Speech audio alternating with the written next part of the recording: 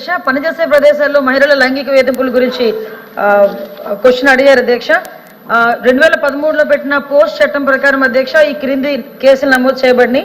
2019 నుంచి 2024 వరకు వచ్చిన కేసు నమోదు సంఖ్య, అదేవిధంగా అందులోని నోటీసుల సంఖ్య, అదేవిధంగా అరెస్ట్ అయిన సంఖ్యలను కూడా క్లియర్ గా సమాధానంలో చెప్పడం జరిగింది అధ్యక్ష.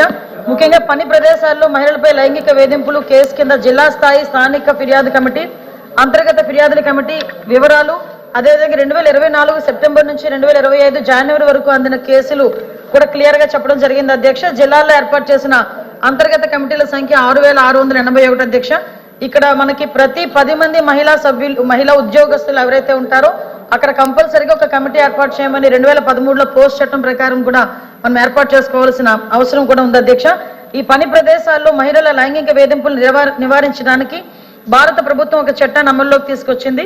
పని ప్రదేశాల్లో మహిళలకు సురక్షితమైన మరియు భద్రతాయుతమైన వాతావరణాన్ని సమకూర్చేటట్లు చూడటానికి 2013 పిఓఎస్ఎస్ చట్టాన్ని చేసింది. ప్రతి జిల్లాలో జిల్లా అధికారిగా జిల్లా కలెక్టర్లను రాష్ట్రంలో నియమించబడింది.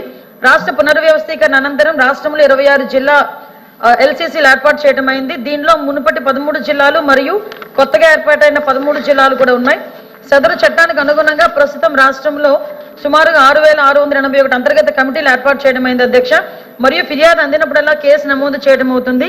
మహిళా మరియు శిశు సంక్షేమ శాఖ పని ప్రదేశాల్లో లైంగిక వేధింపులపై చట్టపరమైన పరిణామాలపై అవగాహన కల్పించడానికి క్రమం తప్పకుండా కార్యక్రమాలు మరియు వర్క్షాప్లు నిర్వహిస్తుంది అధ్యక్ష.